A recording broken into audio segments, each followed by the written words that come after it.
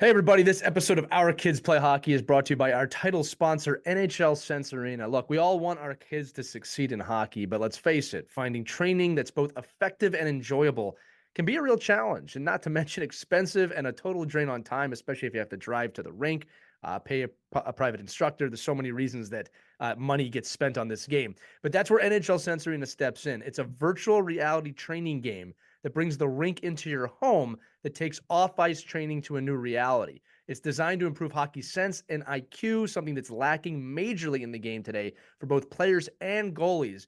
And you get unlimited access to over 100 drills and training plans from top coaches and players that can be played anytime, anywhere, with drills approved by USA Hockey player and goalie development directors. Look, improving mental hockey skills at home has really never been more fun, and any hockey player that uses this is going to have a blast. All right. I've used this before on my own, and it feels like you're so immersed in an arena, you sometimes forget you have a headset on. And again, it's not being on the ice, but it allows you to work on some of these skill sets like scanning, as I said before, hockey IQ, looking around the rink, making the right plays, that getting those repetitions in now as a hockey player are super important for your development. So NHL Sense Arena is giving all the listeners an exclusive offer for $50 off an annual plan when you use our code Hockey Never Stops at checkout. Again, that's Hockey Never Stops. All you got to do is go to hockey.sensearena.com. Again, that's hockey.sensearena.com. Use the code Hockey Never Stops, and you'll save $50 on your annual plan of NHL Sense Arena. Make sure to check that out and enjoy this episode of Our Kids Play Hockey.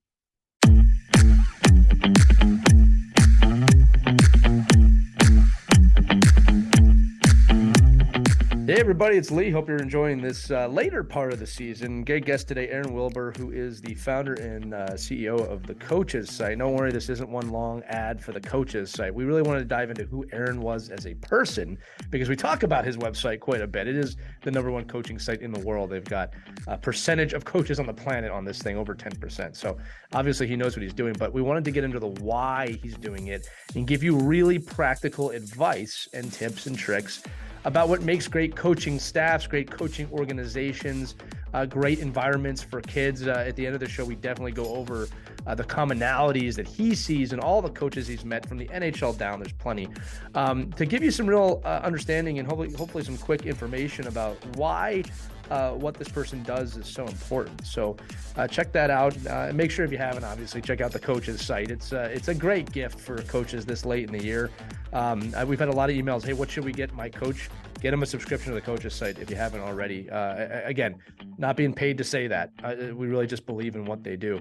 If you're also looking for other types of gifts, head over to ourkidsplayhockey.com. Obviously, we've got that list of great gifts, of discounts and stuff we put together for you, from books to training equipment to mental fitness stuff. It's just all there for you at ourkidsplayhockey.com. Enjoy this episode. Again, we've got some great topics coming up soon too about moving on up. We know it's that time of year. Some of your kids are moving up to the next age group, maybe the next level.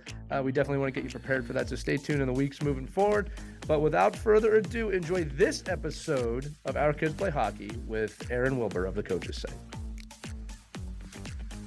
Hello, hockey friends and families around the world, and welcome to another edition of Our Kids Play Hockey. I'm Lee Elias. I'm joined by Mike Benelli on location in Brooklyn. Stopped along the way to do the episode. That's dedication. Christy Casciano Burns is on assignment. With that said, we've got a great guest for you today. Aaron Wilbur is the founder and CEO of the Coaches site, which is easily the #1 resource for hockey coaches around the world. To give you an idea, over 10% of the global coaching population are members of this site. Might be bigger now. We'll ask them when we get into it.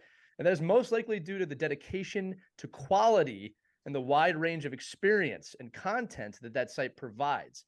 In addition to daily articles and videos, the Coaches site also provides podcast drills, tactics, skills, and of course, they're live and in-person events and programming throughout the year, among much more. And as you may have guessed, Aaron is a family man and is a dedicated husband to his wife, Christina, and father to his 2 sons, Aiden and Austin. And when you dive deep into Aaron's persona, you'll uncover an uncommon level of curiosity and drive, which when combined with his values makes his success in the game really no surprise to us. We'll dive into that today as well. We're looking forward to this one, Aaron. Welcome to Our Kids Play Hockey. Wow, that's an intro, man. Thank you very much. It's great to be here. I love what you guys do.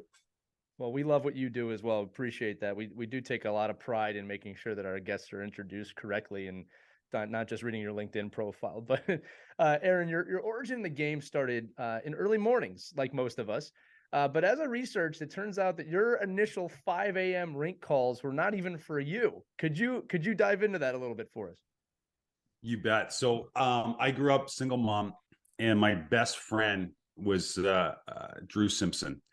And Drew Simpson played hockey, and with my mom's work, occasionally I'd have to sleep over at their house. And when that would happen, of course, I'd have to get dragged out early in the morning. And this is in Langley, British Columbia, a suburb of Vancouver. Not a lot of ice. So literally there's a practice at 5 a.m. and there's another one at 6. And the little guys go at 5. So we'd, be out the door around 4:30. And then I would just be, Drew's dad would watch Drew practice, and I just put her around the rink. And eventually I was like, man, that looks pretty fun. What's going on out there? And I started begging my mom. My mom had like no experience with the game at all. And finally she gave in. And I think I was 7 years old when I started. But, probably like a lot of kids, as they first stepped on the ice, just fell in love with it. And, right. And that was it. Well, I got to ask, 5 a.m. So you're getting up probably a little bit like 4:30, 4 o'clock. What is the temperature in BC in the winter that time of year? We're the soft part of Canada. Like in most Right. parts of Canada, that story's like, you start in the car an hour early to make sure it's warm. We're in the Pacific Northwest, so probably more similar to Seattle. So it's wet, it's a damp Right. cold, but certainly not. I think what probably most of your listeners would envision a Canadian winter being like. It's still colder than most of the places here. I mean, that's the point. Yeah. But yeah, no, I love that. When I read that, I was amazed. He was going to these practices before he even stepped on the ice, and then obviously learning about having a single mom and the dedication and the time that she put in. That clearly has passed on to you, man, in the sense of the type of work you do. And you've created one of the most established resources for hockey coaches in the world. But, again, it all started out with curiosity and you wanting to be a little closer to the game. So take us through the first few years and what elements from that time you believe made this succeed from kind of that startup mentality. Yeah, it's interesting. Like, I mean, what it is today, like this was never the plan. It was never the vision. So a couple seeds got planted. So back in 2008, I was coaching in the BC Junior League, and I got a job with the UBC, University of British Columbia men's hockey team. And so moved down to Vancouver. And at that time, I was fortunate. I got a role, I guess, as in development with Vancouver minor hockey. And part of that included being a coach mentor. So I'd go to practices and I'd host these, probably every couple of months, I'd host a seminar. And I was always really transparent in those seminars that any of the information that I was sharing was borrowed or stolen from coaches that were way smarter than me. And so one day a coach puts up their hand and says, hey, where do you meet these coaches? How do you get this information? And I said, it's funny. I said, at the professional level, or coming from like junior hockey, coaches share everything, like they're open books. But for whatever reason, at minor hockey, I began to appreciate that coaches held everything close to their, like they had the launch codes and they didn't want anybody else to know about it. And, I recognized that there was maybe a bit of a vacuum from the information that was constantly being iterated and improved upon at the higher levels down to minor hockey, where it just seemed like nothing was changing. Like people were just doing things the way that it had always been done. Right. So that was one. And then two, one night at UBC, I was looking for drills on the internet and I get served this ad, and it was for this DVD. It's called Nick Saban Game Changer.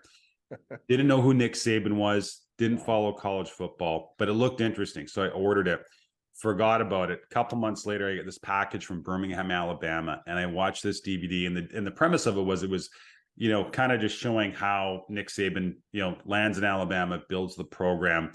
But I took so much away from it as a coach and leader, and it was entertaining. And I thought, traditionally how we, coach education is a binder. It's static. You're sitting in a room for 8 hours over a weekend. It's not very dynamic, but I'm like, I took this in an hour and a half. And I'm like, could coach education be entertaining? And so fast forward, I'm at UBC realized that, coaching in the NHL probably isn't in the cards. Didn't want to leave Vancouver for family reasons, and thought, okay, what am I going to do now? And I just thought, well, I figure that out. I recognized that there might be a need to do something coaching related. I knew I was passionate about it. So we just started up, at the time, a clinic at a local hotel and casino here in Vancouver. And that was it. I just wanted to get some pals together and to share their knowledge. And that first year we had 98 primarily local coaches attend. Did it, forgot about it, decided to do it again the next year. And then all of a sudden we looked at the registration. We're like, holy smokes, like people are flying in for this. It was all through word of mouth. We had over 200 coaches the second year. Wow. I didn't know and that was, and honestly, like it was very much off the side of my desk for the first 6 years. I was going back and forth to China, doing work in grassroots hockey there. And this was just like a little summertime hobby. Like nobody was making any money off it. It was just something that it was kind of a way to give back, and enjoyed it. I think I won. I think I won like a contest to go to the coach's site. And it was when it was in Vancouver. It was before before I met you. No kidding. But I was on Twitter. I said, hey, the next person that retweets this, wins a trip to the coach's site. And I'm like, I won it. And I'm like, oh crap, I can't go. And then, I'm like, I didn't think I'd win it, but it was unbelievable. Like your story is exactly, why people like me were attracted to the coach's site, is because the only other options really out there were mandated, functional clinics. Right. That give you, it's either you're going there and you're learning, you're being taught stuff, whether you want it or not, where the appealing piece of the coach's site was I can pick and choose my menu of how I want to digest the program. So it was must have been in the early stages of Twitter, where you probably, you had a little contest. Like I get my little DM, hey, you want a trip to Vancouver? I'm like, oh crap, now I got to figure out how to get there. We probably picked a guy from New York because we're like, we won't have to give away a ticket. Yeah. But it's so funny. But it's so funny, like you talk about curiosity. Like at that time, like my background was drawing X's and O's on a whiteboard. Like, and we do this, and all of a sudden people are like, Twitter just come out. It's like, you got to learn about Twitter. And I was like, I'm not a technical person. It's like, oh, you need a blog, you need this, you need that. So we kind of had to figure all this out. And I think, Mike brings up a really important point. And that's about how, traditionally coaches are educated. Right. And listen, there's a real important part of that, whether you're Hockey Canada, Hockey USA, any organization, like you need to teach coaches about risk management. You need to, you obviously want to give them information and set them up for success. But so when I started coaching, I had to take in Hockey Canada Development 1. So this is like back in the year 2000, when I first started coaching junior. Fast forward, after we started the coach's site, I got involved with minor hockey again. And for some reason, like I had to retake the course. And, as Mike described, it's an entire weekend. You're sitting in a mezzanine at your local rink. They hand you a binder, and you just sit there and you listen to somebody go through a PowerPoint for the entire weekend. Days. And so when I was going into it, I'm like, I wonder how things have changed. I wonder if it's different. I'll probably learn something. I was kind of curious. Hadn't really coached minor hockey a lot at that point. And I go in and right away, I'm like, oh my God, this is the exact same binder, right? And the exact same presentation that I took at that time. It was almost like 12 or 13 years before. I'm like, nothing has changed. And Mike brings up another good point too. Like you see everybody in that room and you're like, okay, that coach over there, he's coaching U11. And that coach over there, they're coaching U6. And it's like the U6 coach, like I'm coaching my 4-year-old right now. Like, I don't need what the U11 coaches needs. Like I need something entirely different to set me up for success. And so I think that's one thing we kind of recognized and thought, as we were gathering the content, and this probably more informed the website, it was like, what if we can make coach education engaging and delivered in a way probably how most of us learn. Like if I sit in a room for 8 hours, I'm probably going to retain, if I'm lucky, like 5% of it. But if you can just say, hey, I need to know about this one thing, and I can spend 10 minutes on learning about one thing, there's a way better chance that I'm going to be able to grasp it and then more importantly, deploy it. Yeah, I'm taking notes here. It's funny. Aaron, is for some reason, I don't know why this keeps coming on. I'll quit the hockey. You keep making me think of Starbucks. Not just Okay. because I need coffee, but the whole purpose of Starbucks being created was that curiosity of someone who visited Europe, went to a European cafe, and said, "We don't have this experience in the United States." Yeah. And he brought that back here, created that, really transformed the entire fast food industry, because you can't go to McDonald's or anywhere now without having some craft coffee, right? So the point I'm trying to make is this: you brought a level of creativity, curiosity to create a business, right? And I find that fascinating. And this is the thing that we need to do more of in the game, because like you said, there's so much cookie cutter stuff. And I'm telling this to our audience too, that your site doesn't just stand out because you bring in the best. It's not, that is part of it. Don't get me wrong. All right. But it stands out because it's organic, it's genuine. And as Mike said, you can kind of choose your own adventure a little bit. I've sat in the USA Hockey courses, and this is not a shot at USA Hockey at all, because they do try and evolve these courses. But 99% of the people come to that course going, "What do I have to do to get in and get out?" Right? And that, to me, and again, look, I'm sure there's a lot of parent volunteers, especially to listen to this show. We got to do better than that in igniting some fire from these people. If there's a major responsibility here, it's not just opening doors and putting pucks in the corner. You're shaping lives. So when you talk about coaching education, I'm for any type of method that makes that fun, organic, builds the curiosity in the coach. One last note for me on this one was, we were tasked here, a group that I was part of, to re-coach coaches in the state of Pennsylvania. And I remember 99% of these coaches came into the room, just, I don't want to be here. There's nothing that I'm going to learn. Yeah.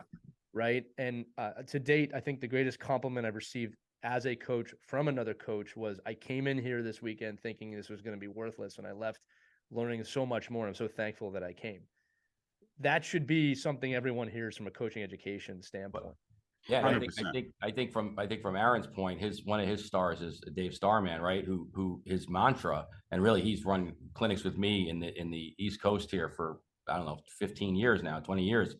And you can't have great player development without great coach development, and that's something he preaches. He was preaching that when he was a coach, and now as a you watch your kids grow up, and you can inspire the men and women in the room that are being educated, right? Then how are they going to inspire Right. a whole group of 8-year-olds and 9-year-olds? Like if you're gonna flood them with X's and O's and just philosophy, or and there's some things, like there's experts in the field. At the end of the day, Aaron, you could correct me, right? But with the vast majority of your membership are volunteer coaches.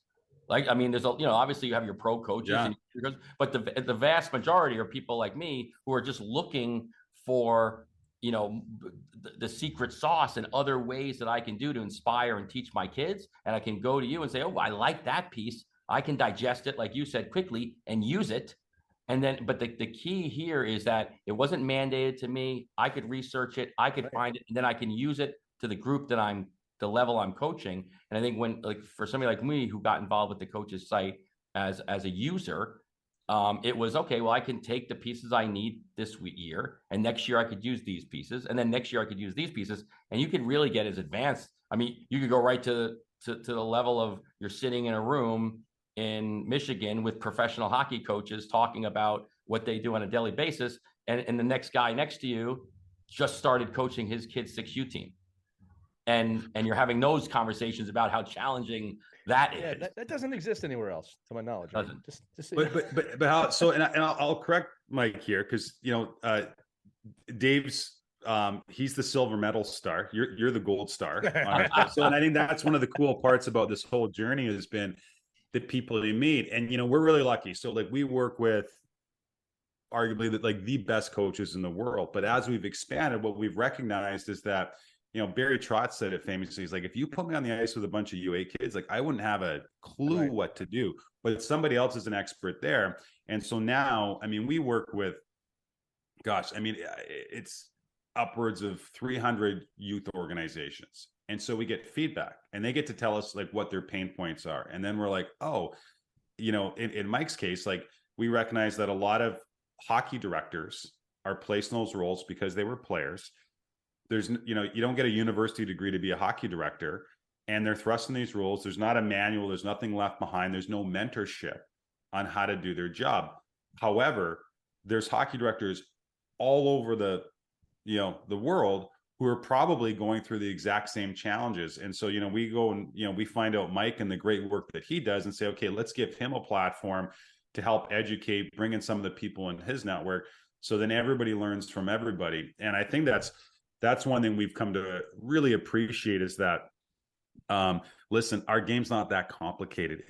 We're playing a sport on frozen water. What we're trying to do here in Vancouver and the experience we're trying to deliver to kids is the same thing they're trying to do in Brooklyn and Philadelphia. So instead of everybody trying to create that best possible experience in a silo, can we sort of be that megaphone or maybe the glue that gets all the best ideas together? So, everybody rises and every kid gets the best possible experience. Yeah, Aaron, it's funny. I had a question you just answered, which is great I was going to highlight the fact that you bring in, lesser known coaches. There's not a great way to say that, to round out that experience. And I think that, going beyond the coaches site, you said this right in the beginning of the show, the best coaches share knowledge. Yeah. The best coaches receive knowledge. They look for that knowledge. In fact, you brought up Nick Saban. HBO did this great documentary. I'm not sure if you've seen it, where he meets up with Belichick. Yeah, it's awesome. Every year they meet up and just talk about the game. In fact, you can tell when they're filming it, they want the guys out of the room so they can just keep talking football. But that yearning for knowledge and peers from every level. Mike, you said it too. I remember the first time I stepped in the U8 locker room, I said to that coach, I'm your student. I do not know how to coach 8-year-olds, 7-year-olds, 6-year-olds. And I learned a lot, even some things, this is going to sound weird to some people, but things I've been able to apply to the professional level or the collegiate level. Yeah. We have to share more information via the coach's site, via just talking with people. I love what you said. Obviously Mike and I are both members, not that that's a secret, but we're coaches, right?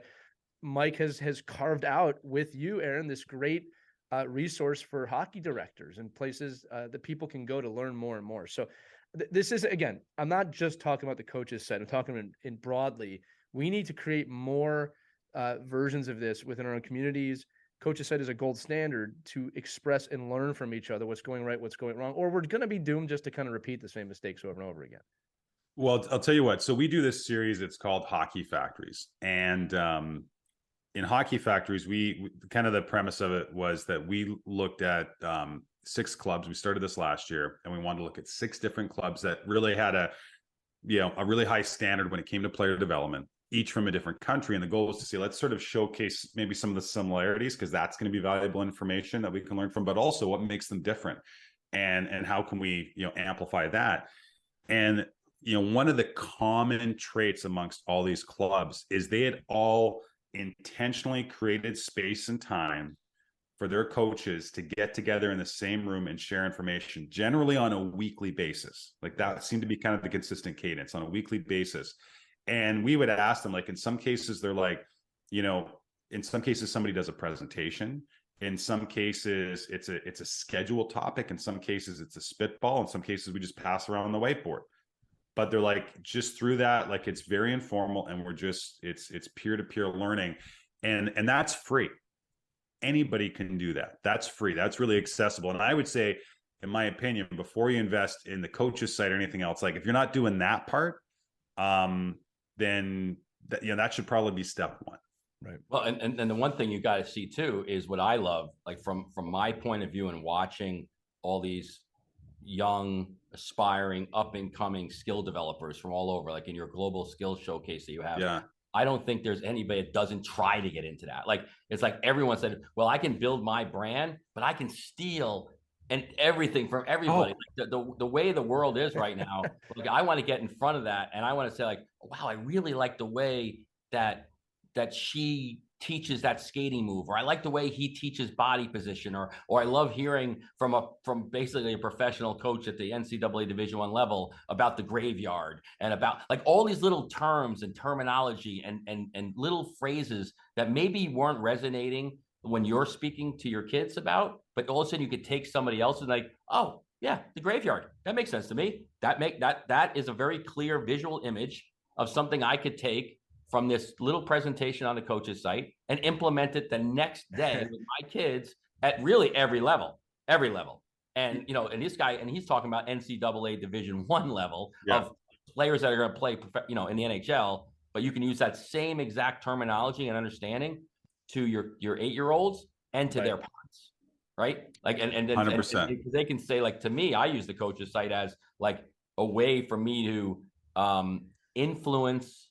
And Wally Kozak hates that I use manipulate. I like to navigate and just use it as a vehicle for me to send my message from somebody who a lot of people would consider the voice. Like if I say, it's just like when you're dealing with your parents, right? And if your parents say, hey, you should do it this way, like yeah, and then somebody said, hey, you should do it this way, like the plight oh, of every parent listening to this show. Like this is a great thing. So I think I love taking clips of the coach's site, and I'll send out like that 15-second little blurb of whomever, and use that to reinforce the messages that I want to parents that I'm trying to educate as well, right? Because I think at the youth level, it's a team. It's dad, mom, player.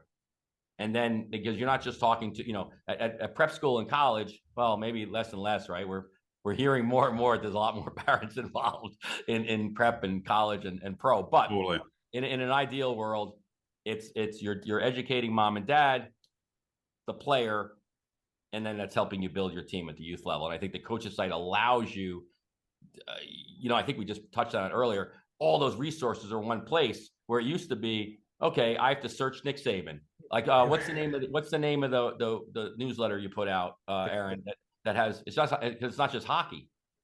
It's everything. So I think it's like I use that as like, hey, guess what I found? I found like this secret newsletter that I can I can distribute and say the Daily Coaches one. Yeah, there's information from Nick Saban. There's information from tennis. There's information from concussion awareness programs. There's information from an NHL coach. There's information from an 8U coach. Like there's so much stuff that can come in. And for most of us that are volunteer youth coaches, who has time to scour the internet for all this stuff? You're giving it to us to digest and doing all the research, and we should be able to take the credit. Yeah. You know what? You know, what's funny, guys, is like, so we work with, you know, NHL coaches, right? And, you know, these coaches, the reason they are where they are is because they made a career out of what they call research and duplicate, R&D. Right. And so like last year, we're in Michigan and Mike Babcock's there. And so when we talk with Mike about, he's doing a presentation with his son, who's a coach at the University of Saskatchewan. It's like, hey, Mike, like you're going to talk at this time and, you know, here's where you park and all that. Well, you know, we kick off the event and who's in the back row? There's Mike Babcock, Stanley Cup champion, 2-time Olympic gold medalist, isn't even coaching. He sat there the entire time and took notes. Okay. In fact, at one point I was like running to the back and he like jumps out, pulls me aside. And he was really concerned about the size of the font on one of the presentations. And he's like, you got to make it big. If you want it, his exact words, he's like, listen, if you want to be if you want to be like, you know, an okay coach's clinic, you can keep it that way. If you want to be the best, you got to make it bigger. And I'm like, okay, like I want to be the best. So I think that my point is that there's two parts to this, right? There's the knowledge. So you got to get the right knowledge, but then you got to become a really good teacher and you got to be able to, you know, develop those interpersonal skills. Because listen, if you want to, you can go on YouTube right now and you can scour a bunch of Michelin star chefs making Michelin star meals. That doesn't mean you're going to make a Michelin star meal. Like that's years. That's a craft. And I think that's the other part of it too. And I think that's why coaches at the professional level, they're like, yeah, like I'll share everything because, right, you know, the knowledge is part of it, but how to apply it, how to teach it, how to create that optimal learning environment. That's years in the making. So two things. One, that was a fantastic Babcock impersonation. There's very few people can do that pronunciations the way you did. Just to kind of reinforce this, right? Yeah. And it is, I hate to do this, but everybody knows I'm a super hockey nerd, right? Like I'm a historian. I love to read about the game. I'm reading this great book right now called Path to the Summit about Anatoly Tarasov and the Soviets' rise. Yeah. Right. All right. And it's fascinating to me. And the reason I'm bringing this up is this: if you want the ultimate example of R&D, research and duplicate, right? The Soviet Union told him when he was building the Soviet program, you cannot watch North American hockey. You figure this out on your own. So he had to start from scratch. He ended up creating the most prolific system in the history of hockey for about 20 years. Now, where did he get that system from? There's 3 chapters in this book, guys, about Soviet soccer and how he borrowed the evolutions from Soviet soccer and applied it on the ice. So he borrowed from another sport. But this, again, this is a guy who was told you can't look at anybody else. And he's still found a way to, as you said, research and duplicate. So I'm going to say what you said, Aaron, and Mike, you too. The best coaches I have ever worked with, known, learned from, they subscribe to this philosophy of you have to look around and learn, right? And it's very hard to come up with an original concept of coaching. It is possible, but it's very hard. But most of those come from the curiosity and creativity of watching somebody else and evolving and evolving and evolving. If you dive into that process, it's actually quite beautiful. It's very symphonic, right? When you start working with other people.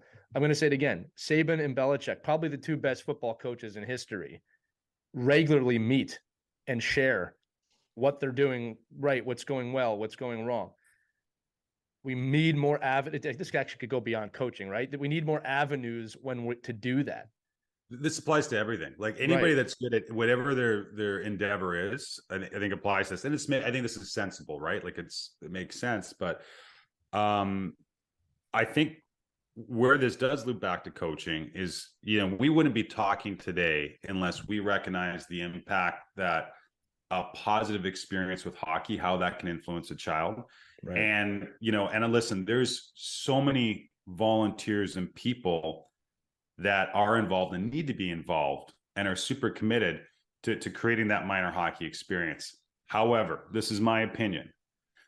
We can do everything right, but if the coach doesn't deliver on that experience, the other stuff doesn't matter. Right. And what we traditionally do in minor hockey, again, this is my opinion, is we go to the coach and we say, okay, you've got your ice schedule. Here's a bag of pucks. Here's a whiteboard. There you go. Have a good season. Our job is done here. Right.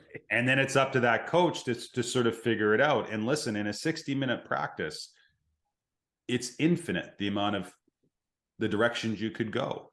And so, I think it's really, really important that we recognize that, if you're given that platform, it matters. It matters to the lives of those young people. And that, to Mike's point, everybody's busy, but you'll do yourself a great service. And I think as a coach, you'll get so much joy out of, learning about different aspects of the game, transferring that to the kids, seeing how they light up. Because listen, kids, there's a moment when a kid is taught something and they figure it out, you can see it. Right. You can see that joy. They can, and they, that process of learning something, that's going to vibrate through the rest of their life. Right. So, creating those moments as a coach is really, really important, but it starts with your own curiosity. And I think if you can do that once, I don't say it becomes addictive, but it's something I would say that. Yeah. Yeah. Like it is, right? Like you want to see these kids great. It's awesome. But I think that's the whole idea here, is that a resource like the coach's site gives administrators and directors and people that are running these organizations that might, like if you're a hockey person, your kid gets in to try hockey for free, and skates and shoulder pads, helmet goes on, but then you watch all the other people that come in that have never even been into a rink, and they're trying to navigate, like, what the hell, like, what do I do here? Do I tie the skates tight or loose, or how does the helmet go on? And I look at that from a coaching point. Like most of our coaches get involved with coaching because they either have a kid on a team, or they're an ex-college kid. It's like, hey, we're a great hockey player. Why don't you coach? And then they're like, well, okay, I'll just coach like I did when I was coached, right? Line up on the goal line, and I'm going to sprint the kids and make them scream at them. And I think what your platform allows people to do is go in and research and find out, okay, who are my kids? What are my weakest pieces? And then if I'm an organization, like the best organizations that I work with now in my real world life is the ones that embrace the tools that I use, like the coach's site, and say, we're going to take this and implement it with our coaches. And we're not going to mandate anything. We're going to give these resources so that the coaches that want more information and the ones that want more information that and find success, all of a sudden they go, oh, I like that. I want more information. I want more information. I want more information. And if you provide the resource like the coach's site, it's going to make it easier for that person so they can pull up their iPad and their earphones on the train going to work and find that 15 minutes to be a better coach, not sitting in a 12-hour clinic on a Saturday and Sunday, bored, thinking they had to do this, but rather, hey, I just need 15 minutes of your day. I need 10 minutes of your week. Just take this little clip, apply it to your kids, and then move on. And I think, I think that's what makes any coaching. Like I know I'm very involved with lacrosse, and it's just like you look at all the governing bodies outside of hockey, what USA Hockey's done in particular by changing the coaching model and the teaching model. All these other governing bodies have gone to that now. They understand that more play is needed, more free play, less instruction, less lines, like less lectures, and more opportunity to be in the game in a fun environment where the kids can find the game. And I think that's what your resource does for us. Is if I'm a director and I know these are my block of guys and girls that are coaching, I can send them what's digestible, and then I can watch them use it. And I think that is so inspiring. Listen, I just worked with a group of kids that had never touched a hockey stick in their life, and in 15 minutes they were playing hockey. And all of a sudden the instructors and the teachers and everyone's getting in on it. They're like, oh my God, these kids are having so much fun. Like they're really enjoying this. And they're not, we're teaching them how to hold a stick. We're like, go play. The other stuff will come. Yeah. And I think a lot of that doesn't, if you're like your point was, earlier about the pro coach coming down, sometimes you get somebody that if you're not a teacher or an educator or a phys ed teacher, you think, oh, I'm going to teach the kids how to play hockey, but okay, line up on the goal line, hold the stick, pay attention. Hey, you over there, don't go. No. Let me tell you about how hard real life is, boys. And you've got to listen. You've got to listen. I'm like, got to listen. I said, they're 6. They want to play. And I think that's where we can all do, if we use a place like the coach's site to find, and our podcast, I mean, we talk about this all the time on our Kids Play Hockey, that we want to be able to get through the noise. Like I've made every mistake in the world. Listen, I've lined kids up in the like 25 kids in the corner, so have I. And put them around circle drills. And I'm like, I can't believe these kids don't want to come back. Well, they hate your practice because it stinks. Like it's no fun, it's boring, and they can't do it. And then you're yelling at them that they can't do it. I'm like, well, how would they know how to do it if I never taught them? But that's Aaron, I see why you call him the gold star now. I can see. It's hard not to be a sales pitch, but the bottom line is, no, you mean this. Mike means this. Yeah. No, listen, guys, coaching has never been more challenging than it is today. And I would say this, like, I've never had to coach an NHL game and then go up on the podium for a press conference, after you've had your rear end handed to you. I'm sure that's not fun. But I have had to walk through the lobby of a minor hockey rink after I've got my rear end handed to me. And you got to walk through all the parents and you get the eyeballs. And that's really hard. And because our game is so great, it means that people are really passionate about it. And then when you get people that are really passionate about something, emotions get raised. And that's felt by everybody. And then you throw in the fact that, our game has become insanely expensive. It's become very transactional. And that just, heightens those emotions. So it's really tough. And when we're not giving coaches the right tools, I think that we're not setting them up for success. And so part of that, again, there's 2 parts of this. There's the interpersonal side, like how you teach, how you engage with people. Then there's the technical side. I would encourage anybody that's listening, if you're involved with a minor hockey organization, get all your coaches in a room and say, how do we hold a hockey stick? I bet you if you got 20 coaches, you're going to get 19 different answers. Or you could say, how do you pass a puck? How do you teach kids where do you hold your hands? Which way do your toes point? Because when I grew up, I was taught to pass a puck with my toes facing the hash marks. And I reached back about 3 feet behind my body, and I followed through and I rolled my wrist. I haven't seen anybody ever pass a puck like that in the game, but that's how I was taught. And I'm pretty sure how most kids in my generation were taught. There's just a better way now, right? And so, again, if we can there's so much information out there. So I think as an organization, and as for all the hockey directors out there, it's so important to say, look, it's what you say no to, right? It's like if you coach U8s, you don't have to worry about 90% of this stuff. But what I do need you to know is I need you how to teach kids how to use their edges. And this is what this looks like. I need you to teach kids how to hold their hockey stick properly and how to dribble or handle a puck.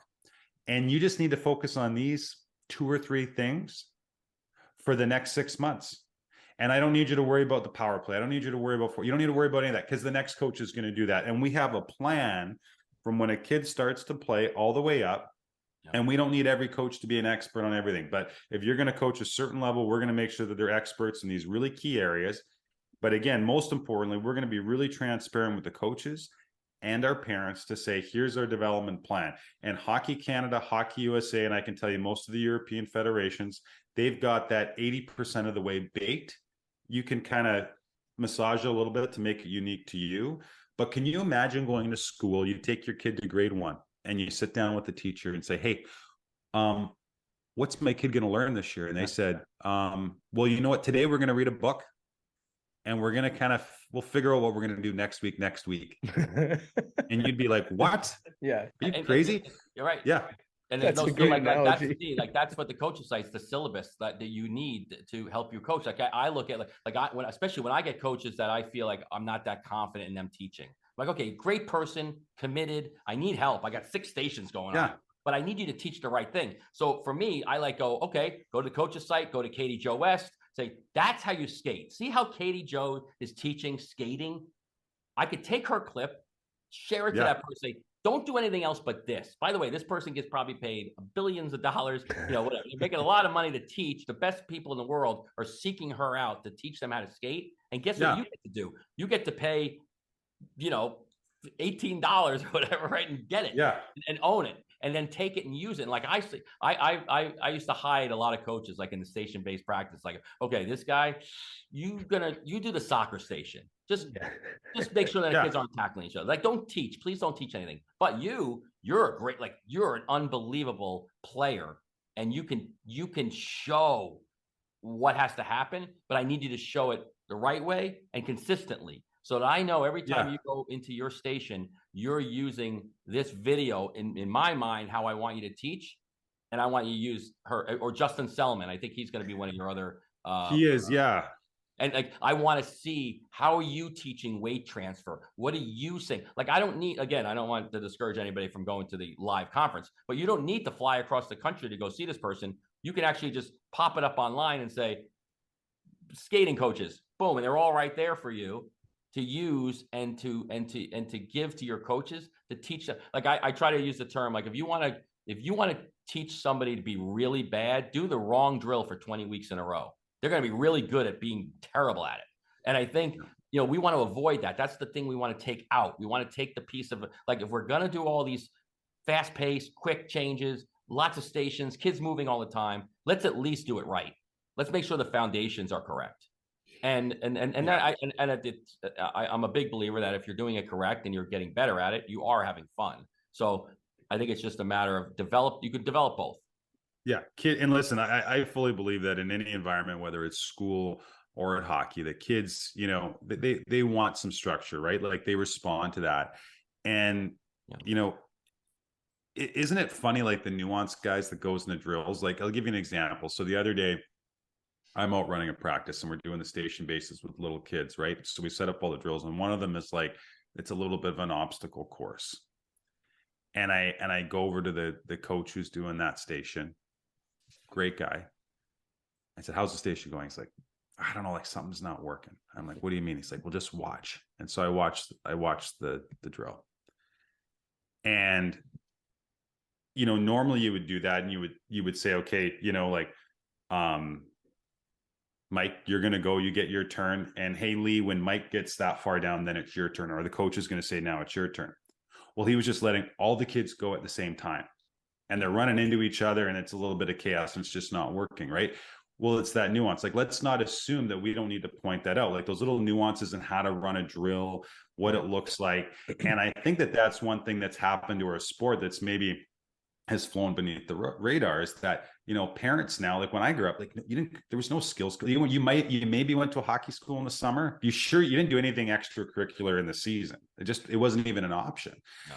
And so now these kids and these parents have gone to great coaches, which is awesome. They're getting a lot out of that. But then they see what a full-time coach, somebody that lives and breathes that, so they get up in the morning to what that looks like. And then they're like, okay, well, that's the standard. I want that when I go back to my minor hockey practice. And I would say maybe that's a little bit unrealistic, but I do think that there's a lot that we can do by simplifying and adding some focus, because I think coaching minor hockey, again, it's so much of what you say no to and just get focused on, the specific skills that you're trying to get across, learn some of those nuances. Like, again, I think if you're running an organization, there's so many, the learning environment you create, that should be consistent across every team, across every coach. Like if you start practice, some coaches will say, like, everybody, the kids get, 3 minutes to play around with the pucks. Great. When we blow that whistle, what happens next? That should be consistent. Like, create a learning environment so the kids know it. They don't have to relearn it every year. Same thing with language. Let's use the same language across every coach. And some coaches might say, well, gosh, I really want to call it that. Well, you know what, Lee? We're all just going to call it this, and hopefully you're reasonable and you can live with this, because this is going to be best for the kids. And I think most coaches would be like, hey, I get it. That's the way we're going to do it. So as an organization, get that plan, get that long-term development plan. It's a living, breathing thing. It's going to change over time. Make sure you got somebody that's managing it, that's reaching out to the coaches saying, hey, is there anything that's working or not working? Can we make it better? Or are you teaching this? I'm going to come out to your practice, see how it's going. Can we use the same language and write it down on a piece of paper in a document where everybody can access it? And, it's going to set the coaches up for success. The kids are going to have better experience. And the other thing that it's going to do, it's probably just as important, the transparency it offers parents. They're going to say, okay, I get it. There's a plan here in place. I'm going to, it's a little bit more trust that I know that my child's in good hands, and that they're, maybe they're not doing the stuff today that I think they should be doing, but, oh, you know what? They're going to do that next year. We're all good. Yeah, but and let me just say one thing to combat, what you're saying too, is like, if you're a parent and listening to this right now, don't feel like you're walking the plank by bringing up the opportunity to say, hey, you know what? I just heard a podcast and I researched this coach's site. And do you know that if I took my kid to the best power skating camp in the world for a week, that they're going to get better. Let's just assume they're getting better. They went out there for a week. They had 5 hours of ice a day. At the end of the week, they got better, right? And that was in August. And now you go to practice from September until March. All that time you took that week, that investment you made is gone.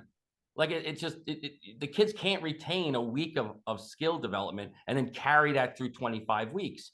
So what's a great way to do as a parent? You can come or assistant coach or head coach and say, you know what, if we could implement some of the things that I learned through this. I just watched one of the shows on technique. Can we implement this technique into all of our station-based practices so that over the next 20 weeks, this technique is now, not foreign to the kids? And to your point, whoever coach goes into that station to teach it, they're teaching it the same way, whether you're holding your hands, which way your stick is. If I'm saying strong side, okay, if I ask, to your point, about holding your stick, ask 10 coaches which side the strong side is. Oh, it's the side without the puck. Oh, no, it's the side that the puck's going to go to. No, it's the side the puck's on. Like, okay, well, if you're all yelling at your kids about, you got to get on the board. You got to get, like my little guy was always laughing, like, what the hell's the half wall? Like, oh, get on the half wall. What's the half wall? Great point, right? And we think that's natural, but like to a kid, right? There's no place in the rink where there's only half a wall. It's all because so the kids look and go, isn't the half wall the whole rink? Like, so to me, like those are things that you might think aren't a big deal as an adult, but even all adults sitting in the room going, yeah, what is that? If we can't even come to a conclusion to what that terminology is, how in God's name are we asking a bunch of 10-year-olds to understand it? So I want to make sure that we put some of this stuff into like kind of action items for the people listening, which I know everybody listening loves. But one of the ones, and Aaron, you said this early in the episode, and I do not see this enough, is just regularly scheduled meetings between coaches from the top down within organizations. And I've heard the excuses, oh, we don't have time, they don't want that, they're not gonna be able to make it. Malarkey. If you provide it, you're probably going to be surprised by how many people show up. And the ones that don't show up, it will take care of itself. I don't know how else to say that, right? Yeah, 100%. So I think that's one tip, whether you're a parent or coach listening to this, you should want to talk to the other coaches. I'll tell you another part. We're recording this. It's almost March. So it's that weird time of the year. Mike and I and Christy talk about this. It's that weird time of the year where you're looking at other teams, you're looking at other things and tryouts. You know how much of that weirdness could be negated if coaches talked and development was understood from the bottom up? And you said it totally earlier, Aaron, the European model kind of has this down. You just kind of know where you're going. You know what the right level of development is. And instead of talking about whether my kid should be AAA, AA, B, C, novice, and everything in between, you start talking a little bit more about, that coach would be great for this kid's development next season because of this. Right. Yeah. So I think that's something that clear communication creates. We do not do it enough. And we are hyper focused on letters and team names and wearing a sweater with a certain logo on it over where should I go to develop. Well, you just said it. And you know what? It's in Europe, coaches are evaluated on their ability to get players to the next level. Right. And one thing they do there, again, so when your kid goes to school, they check for learning. Like they have to do a test to demonstrate, and the teacher has to be accountable for that. Like if their test scores are always below, then it's like, hey, maybe we got to change what you're doing. Right. All we do, to your point, like we just put more A's behind the team name, and we think that that's development. Development is, putting kids through drills isn't developing them. Like we go through that, like coaches like, give me some new drills. Like the drills are like, that's a blank piece of paper and a pencil. That's not teaching anybody to read or write. You still have to, teach them the skills. And so you have to have that technical knowledge. And I would just, I would really encourage parents out there listening, like really focus on, and I think we can see that, like, you know what? I think we can all appreciate somebody that is a good teacher. Like it's visual, you can see it. Is pay attention to that. And if your child is in an environment where you feel like it's a good learning environment, they're being respected, I'll tell you what, the car ride home, that's gold. What did you learn today? And if your kid's like, I don't know, I don't care how many A's are behind the name. Right. I don't care how elite the program is. If your kid can't tell you what they just learned that day, and I've got a 4-year-old, he knows what we worked on in practice. And if he doesn't, that's on me, the coach, for not making that and not simplifying it to their level so that they do understand that we learned on a 2-foot stop today.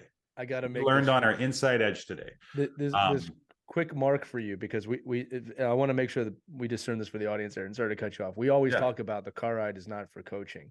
I want to make sure the audience understands that that's not what he is suggesting right now, right? Asking a child, what did you learn today? That's not coaching on the way home. Coaching on the way home, once again, is you should have done this, you should have done that. I saw you do this. Exactly. Yeah. That's what we try to avoid. My son comes home from cooking class. I'm like, oh, what'd you cook today? Oh, sure. What were the ingredients? Like, how'd you make a quiche? Like, that's unbelievable. Like, how'd you do that? And did you use the burner, or did they show you how to put it in the oven on? And to Aaron, to your point too, is like, and what Lee's saying is it's always too, like what I love about the European programs that I work with, and even the guys I follow, like in Norway and Sweden and Finland right now, is they truly believe in the mantra that their best coaches are their beginner coaches. Like 100%. Like when you come here, when I hire a hockey director, when I'm interviewing for hockey directors, the first person the guy wants to do is like, oh, well, what's the 18U team? I want to coach that team. I said, I don't need you to coach 18U. I need you to coach the like, you look at the one program in Stavanger, Norway, it's unbelievable, right? They have like 300 kids in their 5U program, and they don't even get to go on the ice until they do like 3 weeks of just learning how to walk in their skates. and feel their equipment and dance. And like everything doesn't have to look like a 2-foot stop or a mohawk or an edge control. But you can say, hey, what were you today? And if you have a 4-year-old that can come home and say, oh my God, Dad, I was a hawk today. And I was hunting, I was hunting for mice, and I was swooping down and finding that. And I attacked the mouse. And like, that's what 4-year-olds want to hear. Like, I know, like our game, sure. I know our parents see our write-ups and like, what the heck are they doing out there? Like, we got 4-year-olds didn't know the power play. They didn't know the right procedure on the power play. Why is Finelli playing My Little Pony, and he's playing, and they're playing like Ring of Fire, and they're playing like whatever, Pokemon, something, because that's what the kids know. That's how Mike, you shouldn't have said Pokemon. We're gonna get emails about that. Now you said Pokemon. Yeah. Pokemon. Oh, is that wrong? I don't know. Yeah. Okay. But it really is. Yeah, it really is. And I think that, again, I don't think we need to look much further outside of hockey. We can look at education. We can look at so many other activities that our kids participate in, and we can just apply that logic and say, okay, if our kid was in grade 3, how much pressure as a parent would we feel that they need to start learning algebra? Right. Like, we probably wouldn't be too worried about that, right? Just like there's so much in hockey, like we don't need to worry about that. And we just need to be really clear on what's apparent now. And we need to, again, nobody blinks when we send our kids to, like, summer camps, or, they go to school and they have recess. Like, we can all appreciate that in every other activity they do outside of hockey, that play, as Mike describes it, is really important. It's really valuable. We appreciate that. But sometimes when it comes into hockey, we're like, well, gosh, like that should be really regimented. It should be a really strict environment. Like, how come the coach isn't yelling at the kid? Because we think yelling that's a form of somebody taking it seriously. And I think, again, the good news is that, there's so much good. And again, when I do these things, I don't even like talking about the coaches site, because I think we're one of many great resources out there for coaches and for people to learn about the game. And, it's funny, like back in 2010, right when we were starting, I had a chance. We had the Olympics here in Vancouver. And so I was through this stuff I was doing with Vancouver minor hockey, with Djurgården, who's a club in Sweden. They had like 3 kids picked in the first round last year. And so they said, hey, we want to send some coaches over. Could you assist in like chaperoning them and setting up visits with other minor hockey associations, et cetera? So we did this, and they bring these, they've got a host and 3 coaches. And like one of the coaches, and I wish I could remember his name. There's a lot of consonants in it, but he comes over, and he was in his 60s, and he had been coaching there for 30 years. And, again, to Mike's point about your best coaches coaching the young kids, he goes, I start every 3 years. I start with a group of 6-year-olds, and I stay with them until they're 9. And then I start with another group. And I've been doing this for 30 years, and I love it. Right. And they found the right person who really gravitated towards that age group. And trust me, there's coaches, and everybody that's listening, there's coaches in your associations, like talk to them. Like, who do you like to coach? Some coaches really want to coach kids that age, and that's great. Put them with those kids and let them flourish. Don't move them. And we would talk to him and say, like, how do you develop kids? It's like, he brought out something to me where he's like, yeah, we don't touch pucks. I'm like what, for like the first 10 minutes? He's like, no, we don't touch pucks for those 3 years. And I'm like, you're kidding me. I said, well, the kids must be pulling their hair out. He's like, no, we have so much fun. We just found different ways, because it's all about skating. We know that if we can establish the skating fundamentals, the game, the rest of it kind of takes care of itself. Right. And he joked. He's like, I have a rule. He's like, I know it's time to start, working with the pucks when the kids are just like begging me. And he goes, that usually starts to happen in the 3rd year. But he goes, it just, that kind of informs us that it's time. But, so I just think that there's so many practical things that we can all do to create a better experience. And it all comes down to, like, nobody listening to this needs to reinvent the wheel. The wheel's been invented. We just got to find the components of who's done that, bring it back to our association. And if it's really about creating the best environment for the kids, I don't want to say it's going to be easy, but it'll come together pretty quickly if you can get a bunch of people that are that same mindset. I'll say this is fun kind of on this topic. I have another question I want to ask you is I think what holds us back in this country a lot is the money nature of it. The more kids I get, the more dollar signs I get, the more dollars I get, the more I can do. And I will make this promise, right? And Mike, and you could choose to join me or not, but the idea is this. If you implement the things that Aaron is talking about, your program will become infinitely more valuable. Not only will it stick out like a sore thumb in a good way, but the development of these kids, the development of the coaches, the development of people will pay itself off so much more than just let me get 500 players into the Adams and lose all of them next year and we'll have our 100 and we won't have enough teams. And I just see it every day. And it's if you create that value, people will pay for it. Right. Yeah. And then not just pay for the extra A at the end of the if you want nothing else, just listen to the hockey factories and you'll find out like there is no secret. It's everybody. They're saying no, there's no secret. Just find the best people and make it have the most fun. And it's like, I use the analogy all the time. And thank God nobody's found a way to make money off monkey bars yet, because I've never seen kids leave a playground like ever like, hey, is this playground almost done? Like, are we almost done? Like you're great analogy. Your kids, That's great. You're begging them to get off the playground. Like, will you please do not, like, if you start teaching kids like, hey, when you're trying to balance between those two bars, you should be doing it this way. And let me show you. No, don't do that. I got a private coach that's going to come in and show you how to balance and beat all the other kids. Why do they figure it out? Why do they have fun? Because they figure it out. And kids inherently go, oh, that kid's not getting it. Let me help them. Or, oh, let me show you what you're doing. Or, and they just watch the older kids do it. Right. And we take all that away. Like we suck it out. And you look at the best programs, they'll even the practice programs, when you hear them, they'll say, oh, it's always giving back. Like the higher level players are always giving back to the lower level players. And like there's so much mentorship going on. And then all of a sudden, these great athletes that come through the programs come back and coach because they want to be there. I want to now inspire. Like it feels like it's my duty to come back and help that next group. And the right way, the way we're doing it is the right way. And I think that's where a lot of us, and I think in our North American system right now, again, this is not everywhere. Everybody's not broken. I get it. But the ones that stand out to be broken are the ones that like churn them and burn them, right? They take them for 6 months. Oh, you 9 didn't develop, cut them, bring in a different 9. That 9 didn't develop, cut them, bring in a different 9. And all of a sudden, like you don't have one coach with a kid for 3 years. That kid in 3 years might have 6 coaches in 4 different programs. So I think there's ways to do it right and fun and healthy and keep kids really mentally strong and physically fit. And then there's the ways to say, I'm going to throw out a shingle. I'm going to make a ton of money. I don't care what the retention is because I know that there's another group of kids behind them. As long as I can say, we're going to these 7 different tournaments and your 8-year-old is going to get exposure. So I used to be the hockey director at the North Shore Winter Club. So it's a private club here in Vancouver. Connor Bedard played there, and a lot of really good players. But it's a family club.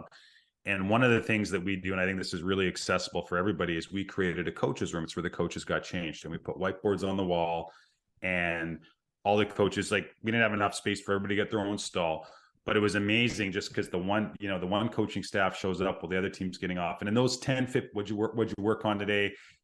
It was a great transfer of knowledge. And it really created a camaraderie too, because the coaches now, because you guys know what it's like. It's like really easy to feel like you're not a part of the club because you only see the people on your team. And once you kind of realize like, hey, like I'm just a cog on the wheel here, and that's okay. I'm working with all these other coaches to deliver the best experience possible. That's really powerful. The second thing is, my family, we moved to a little town called Squamish, and it's just north of Vancouver. We got 1 sheet of ice. Like, as I mentioned, my little guy is 4. So we do public skating and stuff like that. And so what they do at public skating is at about the top of the circles, they put these bumpers across. And if there's enough kids, they let the kids go in and play. They got plastic sticks, plastic pucks, and they just scrimmage. And there's no, like, it could be any age of kid. So my kid for the longest time was like, Dad, I want to go over there. And I'm like, you're not old enough yet, and all that. And so finally, after like just him, begging me, I'm like, okay, you're going to go in. But I'm kind of watching him because I don't want him to get run over and killed. The older kids were so good to him he gets knocked down, they help him up, they give him fist pumps, they try and make sure he touches the puck. So one thing, for everybody that's saying that the culture of our game is damaged, it's not perfect. Listen, hockey does so many good things for so many young people and really teaches a lot of great values. I think our game it's in a good spot. Let's not lose sight of that. The second piece is I'm watching my little guy out there. He's trying to keep up. So he's changing direction all the time. He's falling down. He's hustling to get up because he doesn't, he wants to keep up with everybody. There's not a hockey school in the world that I can invest in that's going to provide a better development opportunity than just letting my kid go out there and try and keep up and watch the older kids. Like seriously, like I mean that. There's not a program at this stage where he's going to learn be developed at that sort of rate. So I think, again, going back to Mike's point about the play part, we got to create that space too for these kids to play. And we got to learn what we've learned from the monkey bars. The best way for kids to learn is to watch the older kids swing on the monkey bars, and they just, it's magic, right? They just figure it out. And the They bad don't need any adults out there teaching them how to go down the slide and do all that stuff. Right? That kid fell and hit his head on the monkey bar. Ooh, don't do that. Oh, okay. Yeah. Bingo. I was telling his dad the other day, he was asking me, like, he had a 6-year-old. He's like, oh, I want to get my kid into power skating. He's falling behind. I go, you want to do power skating with your 6-year-old? Go on the ice and play tag in public session. That's power skating. That's how I learned. You want to learn how to turn and pivot, or actually better yet, tell the local high school kid, the 15-year-old, to go out and play tag against them. I said, that is like, to be, again, I'm not discounting private coaches and instruction and teaching 100%, but there's some kids, most, I think, that at least build that piece in their, love of the game, where it's just, I don't know, I'm just out, like, they don't even know they're working on power skating. And you could literally take a video of your kid playing tag in public session and probably come up with 20 different skills that they're learning that most people have to pay, down here, $40 a session for. I will maintain that I learned how to skate from just playing roller hockey outside till the sun went down and going to public session on Friday nights. That's how I learned. Now I harnessed it later on, but I learned to do it just by doing it. Right. And no one had to tell me to go. And I'm just keeping an eye on the clock here because we've had you on for some extra time. I appreciate it. One question I really did want to ask you is in your position, you've seen a lot of coaches, a lot of great ones, right? So what I wanted to know is, have you noticed any commonalities between the best coaches? I'm not just talking NHL here. I'm just talking across the board. What are the commonalities you see in great coaching or great coaches? Yeah, great question. I think one, especially at the youth level, that the coaches are willing to meet the kids where they are. And that might be in the language they use. It might mean they get down on one knee and they look them in the eye. But they find ways to make it relatable to the kids. And they're not worried about everybody in the stands that's watching them, right? Like, it's all about the kids. So that's one. Two, they're organized. They have a plan. And I think that that's so important. And again, I mean, if the three of us all made a pact today that, we were going to get ready for beach season and we were going to start going to the gym, and we all said, you know what, guys, twice a week for 60 minutes, we're all going to go to the gym, but you can do whatever you want. It doesn't mean we're all going to get the same results. Like, what happens in that 60 minutes is really, really important. Well, it's really, really important what happens in the practice. So good coaches are organized, they have a plan, and they thought long-term to make sure they check all the boxes, that things happen in a progression type format. And so that's really important as well. And I think the third part is that they recognize the value in joy. Like, there's a great quote by Daryl Sutter where he says, I can make a player skate faster if I remember the name of his dog. Right? If you can create an environment where the kids are having fun, where they care about their teammates, where they really feel, trust me, the kids don't give a shit how many A's are behind their name. They care about the other 14 kids in that locker room, and do they feel like they're an actual team. And if you can create that environment and you cannot make it about the results, I think you're going to have a great experience. And again, I think all those things are accessible to anybody. You don't have to have played the game. And if I was going to add one more thing, I think you hit it off the top. It's Lee, it's about being curious. Like, they genuinely, just, you might make the best spaghetti in the world, but you'd probably be curious, like, can I make it a little bit better? Is there anything I can learn? And I want to make a better batch of spaghetti. And I think it's the same thing in coaching, right? It's like, can I add some things in that are going to make it a bit of a better experience? And they're just students of the game.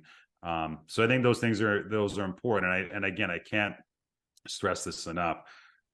Being a great minor hockey coach has nothing to do with the level you played at. Sure, that can be helpful at times. There's no question. But I think that anybody, if they can sort of adhere to those three things, they can give their kids a great experience. Well, Aaron, I'm not gonna lie to you, I have several more questions, but I'm gonna respect your time and not keep you on for it. We'll have to have you back on for another episode. There's a lot I want to ask you about just youth hockey, mental health. I can see you're wearing a Huddle hat, so I'm very curious about what that means for the future. But you've been a great guest today, and again, I said at the top of the episode, I'm going to bookend this. You'll see throughout the episode why this man is so curious and driven, and why what he does means so much. This is not just some website that you just kind of charge your card and forget about. There's so much more, and it's because of your leadership, Aaron. And I know you said that you don't want to make it about the coach's side. I'm not trying to do that now, but the way you present yourself, the way you talk about the game, there's clear passion, there's clear curiosity, there's clear drive to make it better, right? That's what we need more of in our game, and that's why what you do is so successful, in my opinion, among many other reasons. The gold star Mike Benelli is one of them. Can't leave him out. Right. And Dave Starman, the silver star. Yeah. No, but there's a lot of reasons why I want to say that. There's that New York coming out. But Aaron, any final words before I close it out? Yeah, you know what, you said something that I take a lot of notes during these conversations. You said something up the top. You talked about Starbucks, and you talked about just the curiosity that was involved there. I think the other thing that Starbucks did is they said, we don't need to be great at hamburgers, and we don't need to be great at tacos or milkshakes or anything else. We're going to be really good at one thing. And I think that, again, that's just something I'm going to take away, and hopefully some of our listeners do, that when you're looking at creating a minor hockey program, or you're coaching a team, is you don't have to be great at everything. Just get really good at the right things, take a lot of pride in that. And usually, I think in any walk of life, when people have sort of taken that mindset, it's amazing what happens when you just get focused on being good at one thing. So I think, again, for that great teachable moment for me. Yeah, no, it's and I got pages of notes here too. It's a known aspect of success, right? When you're passionate and driven and you can focus on that one thing. So Mike, anything final from you? I mean, I've complimented you plenty of times today. I want to make sure that you get the final word on your side. I'll take some more offline, but I think just, that we have Aaron on, and publicly, just thanking him for inspiring and putting this together and finding a great team of people that support him. He's got some great people that, help get those coaches on and get the Glass and Out, his own podcast, up and running. And, there's so many people behind the scenes, like in anything, but I think we all benefit from this. Like I become a better hockey director and a better producer of talent because of other coaches that he's able to get out there and do. There you go. There's a hockey player right there. That's what we like. See, I love that you brought him on, Aaron. I always tell people, if my kid ever comes in, he's coming on the podcast with me. So yeah. Awesome, guys. Well, hey, thanks so much. I really appreciate it. All right, thanks, guys. So that's going to do it for this edition of Our Kids Play Hockey. Again, make sure to check out the coaches' site. If you're looking for a great last-minute coaches gift, that's where you're going to go. And make sure you check out ourkidsplayhockey.com. We'll have some notes for this there. And you can hear every episode we've ever done if you head there now. So for Aaron Wilbur, Mike Benelli, I'm Lee Elias. We'll see you next time on Our Kids Play Hockey. Everybody, take care. We hope you enjoyed this edition of Our Kids Play Hockey. Make sure to like and subscribe right now if you found value wherever you're listening, whether it's a podcast network, a social media network, or our website, ourkidsplayhockey.com. Also, make sure to check out our children's book, When Hockey Stops, at whenhockeystops.com. It's a book that helps children deal with adversity in the game and in life. We're very proud of it. But thanks so much for listening to this edition of Our Kids Play Hockey, and we'll see you on the next episode.